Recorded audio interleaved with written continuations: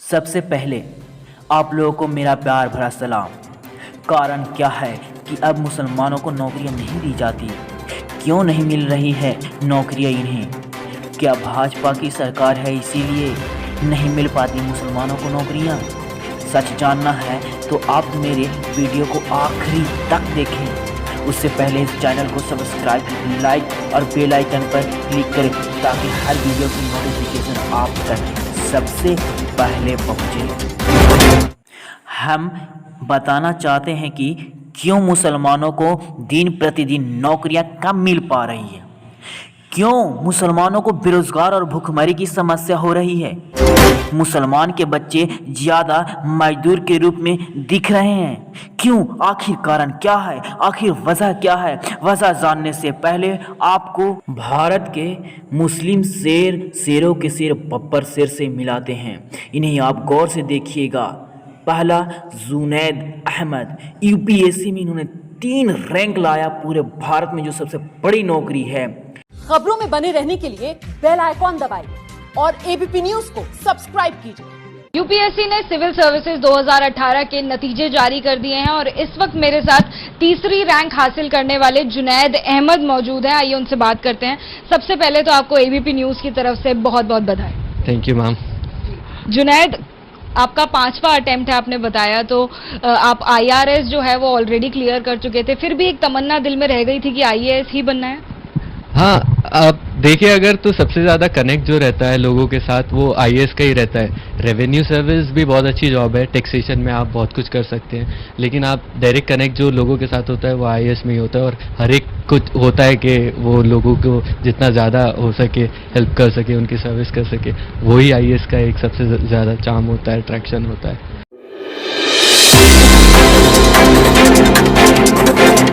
ये हैं आईएएस जमीला फातिमा जेबा यानी कलेक्टर। इनका रैंक पूरे भारत में 62 था। ऐसी शेरनी से मुलाकात कीजिए। Okay, so as we have seen in the last couple of years, the standard of prelims is only getting more and more difficult, particularly in light of the paper that we got this year. Although all of us have cleared, we were of a unanimous opinion that it was much more difficult than last year's paper. That being the first point. Second point is the fact that the vacancies have been decreasing, as you can see. This year there have been around 780 vacancies in total, which brings down the number of people that...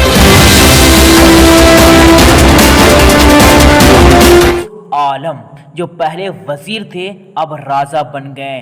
पूरे भारत में top करके UPSC यानी IAS collector बन गए। इनसे मुलाकात कीजिए। अगर आप सपने देखते हैं और उन सपनों को पूरा करने के लिए जी तोड़ मेहनत करते हैं तो ऊपर वाला भी साथ देता है। हमारे साथ दिल्ली पुलिस पीसीआर में तैनात कांस्टेबल फिरोज आलम है। फिरोज आलम ने यूपीएससी एग्जाम क्रैक किया है, 645 स्थान लिया है, लेकिन ऑल इंडिया रैंक 645 है, लेकिन रैंक माने नहीं रखता। जो मेहनत, लगन, ड्यूटी पर रहते हुए उन्होंने देखा है, उसकी तारीफ करते हैं। सीधे बोलते हैं, सबसे पहले तो आपको बहुत बहुत बधाई। Thank you sir, thank you very much. Delhi police में आप कहाँ तैनात थे और किस तरीके से ये यूपीएससी एग्जाम है वो क्रैक किया? जी सर, इस समय मैं दिल्ली पुलिस की पीसीआर यूनिट में सीपीसीआर शिफ्ट में तैनात हूँ। और सर, ये यूपीएससी में मेरा फाइनल अटेम्प्ट था, 6th अटेम्प्ट था। इससे पहले भी मैंने 3 टाइम प्रीलिम्स क्वालिफाई करा है, बैक टू बैक 2016 से लगातार मेंस लिख रहा था। आप ड्यूटी भी कर रहे थे, पीसीआर की ड्यूटी भी कर रहे थे, उस दौरान आप तैयारी भी कर रहे थे यूपीएससी की? सर, ड्यूटी के बाद जो समय मिलता था मैं उसको बैलेंस करता था कि कैसे फैमिली, फ्रेंड्स और स्टडी के बीच। असगर यूपीएससी में इन्होंने भी अपना परचम लहराया, यानी कि बड़ा पोस्ट भारत का आईएएस बनकर दिखाया। आप इनसे भी रूबरू होइए। Last year, Kashmiri Shah Faisal topped the IAS exams. This year, Jammu and Kashmir has got its first woman Muslim IAS qualifier. 25-year-old Shehrish Asghar belongs to the militancy-hit remote Kishtwar district. It must have been a long struggle to study so hard and to reach this stage and to qualify the test at the end of it.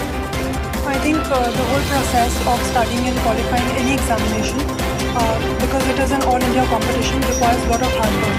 But at the same time, being a female from an area like ours, which has suffered from militancy for the past 15 to 20 years, I think the support that I got from my parents and my family actually helped me.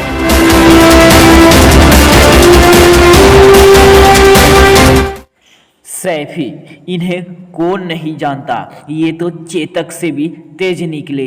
इन्होंने कम उम्र में ही IPS यानी पूरा जिला का राजा, IAS के बाद IPS officer इन्होंने बन के दिखाया।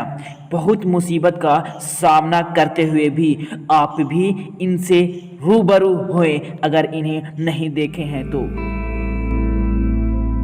इस लड़के ने बचपन में ही अपनी मंजिल तय कर ली थी, लेकिन मंजिल के रास्ते में हर कदम पर रुकावटें आईं। कभी एग्जाम से आधा घंटा पहले एक्सीडेंट हो जाना, तो कभी इंटरव्यू से एक हफ्ता पहले तक अस्पताल में रहना।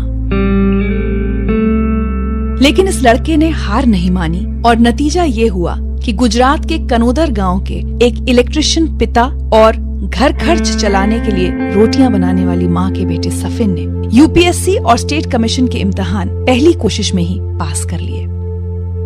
आइए मिलते हैं आईपीएस ऑफिसर सफिन हसन से।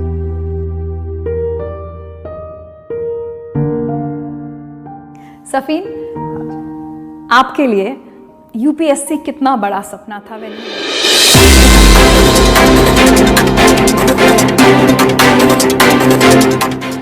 नादिया बेगम, इन्होंने भारत का सबसे रईसी नौकरी पाई है।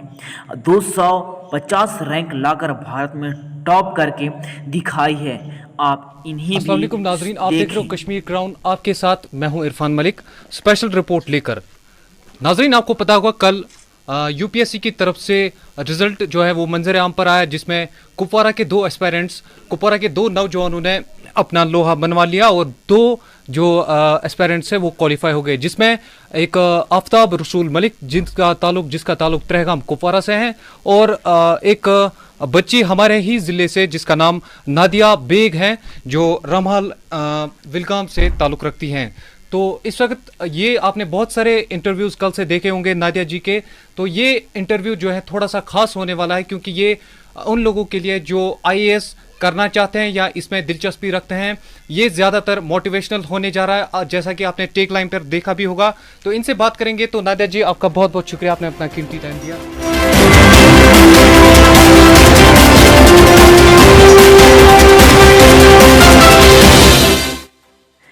शेख अंसार, शेर कहें तो वो भी कम, बड़ी बड़ी बाजी छोटी सी उम्र में मारी। इन्होंने भी अपना परचम आईएएस ऑफिसर यानी कलेक्टर बनकर लहराया। 61 रैंक पूरे भारत में उसके घर में इतनी बड़ी जॉब में कि जब वो चौथी क्लास में परचम था, लहराया। उसके पिता इनसे भी रूबरू होइए। होइए। उसको काम पर लगाना चाहते थे। टीचर के समझाने पर जैसे तैसे पढ़ाई तो बच गई, लेकिन जिंदगी आसान नहीं हुई। उसने अपनी पढ़ाई का खर्च उठाने के लिए होटल में वेटर का काम किया, पिता के काम में हाथ बटाया। वो पढ़ता जा रहा था बिना ये जाने कि उसको बनना क्या है। लेकिन एक बार एक अधिकारी ने उसके पिता से रिश्वत मांगी और उस दिन शेख अंसार अहमद ने यह तय कर लिया कि वो एक अधिकारी बनेगा। महाराष्ट्र पीसीएस की परीक्षा वो पास नहीं कर पाया, लेकिन यूपीएससी की परीक्षा उसने पहली कोशिश में ही न सिर्फ पास कर ली, बल्कि 361वीं रैंक भी हासिल की।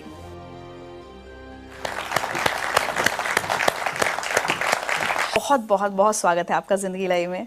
मुझे बहुत अच्छा लग रहा है इतने यंग ऑफिसर को अपने सामने देखकर। चाहूंगी कि आप सबको बताएं कि किस उम्र में आपने यूपीएससी की परीक्षा क्लियर की है। मैं 21 साल का था तब मेरा रिजल्ट आया था। 21 साल की उम्र में मैंने एग्जाम क्लियर की थी। And you been one of the youngest? जी। वाह।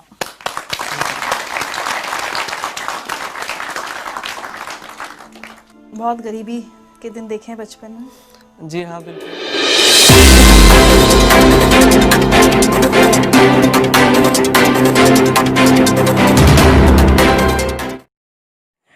इन्हें कौन नहीं जानता, बच्चे बूढ़े बुजुर्ग सब जानते हैं, क्योंकि इन्होंने बहुत बड़े साइंटिस्ट जिन्होंने मिसाइल बनाया जो भारत नहीं बना सकता था।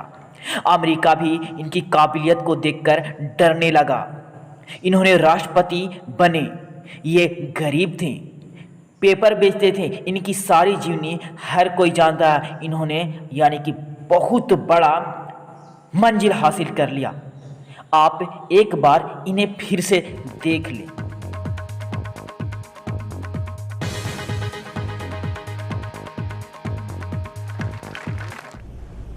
Ladies and gentlemen, I am indeed delighted to be with the honorable members of the European Parliament on the occasion of the Golden Jubilee year of the European Union.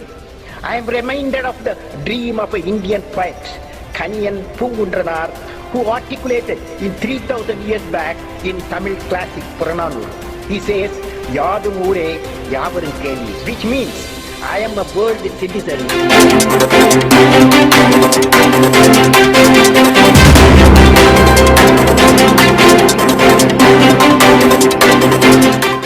अब मेरी बात को आप लोग गौर से सुनिएगा। मेरी इतनी सारी वीडियो दिखाने का सिर्फ एक ही मकसद है, नौकरी सरकार दे रही है वैसे लोगों को जिनके पास अच्छी ज्ञान है, अच्छी बुद्धि है, चाहे वो किसी भी धर्म के लोग हों। जो मुस्लिम में पढ़ रहे हैं उन्हें तो नौकरी बड़े से बड़े मिल रहे हैं, जैसे कोई डीएम बन रहा है, कोई आईपीएस बन रहा है, कोई आईएएस बन रहा है, कोई जज बन रहा है, कलेक्टर बन रहा है, डॉक्टर और इंजीनियर भी बन रहे हैं। गरीब से गरीब भी मुसलमान का बच्चा राष्ट्रपति बन जा रहा है, साइंटिस्ट बन जा रहा है। जो दुनिया का कोई इंसान काम नहीं कर रहा है वो करके दिखा रहा है। तो हम कैसे कहें कि हमें सरकार नौकरी नहीं दे रही है? हम कैसे कहें कि हमारी तरफ सरकार ध्यान ही नहीं दे रही है? ये बात सही है कि अब मुसलमानों को नौकरियां कम मिल रही हैं। इसका वजह यह है कि मुसलमान के बच्चे कम उम्र में ही बाहर कमाने के चल जाते हैं, पढ़ नहीं रहे हैं। 100 में से 2 को पढ़ रहे हैं, तो नौकरी कहाँ से सबको मिलेगी? आप लोग से गुजारिश है, अपने बच्चे को पढ़ाएं। आप जिद पर अड़ जाएं कि मैं अपने बच्चे को कुछ बड़ा अफसर बनाएंगे तो वो एक दिन आपका, आपके देश का, पूरी दुनिया में नाम रोशन करेगा। बस जिद की ज़रूरत है। अनपढ़ को कोई नहीं पूछता तो सरकारी नौकरी कैसे मिलेगी?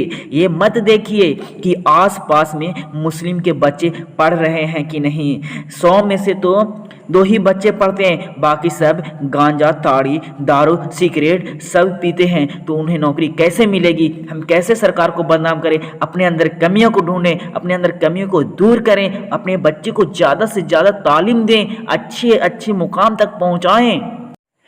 अगर बड़ा भाई नहीं पढ़ा तो छोटे भाई बहन को पढ़ाकर बड़ा मुकाम हासिल करने में उन्हें मदद करें, ताकि आपका भी इस दुनिया पे नाम हो।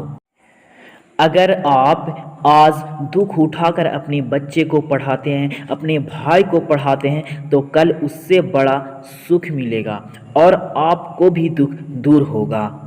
इसीलिए अपने बच्चे या भाई को काम करने के बजाय उन्हें पढ़ाएं, प्लीज़ पढ़ाएं। पढ़ाई सब कुछ है। पढ़े लिखे ही लोग को इस दुनिया में पूछ है साहब। सब कोई इज्जत देता है और सब जगह इज्जत मिलता है उन्हें। मुसीबतों से अकेले निकलना बड़ी बात नहीं है साहब, सबको निकालना बड़ी बात होता है। जो मुसीबतों में सबको निकालता है वही सुपर हीरो होता है।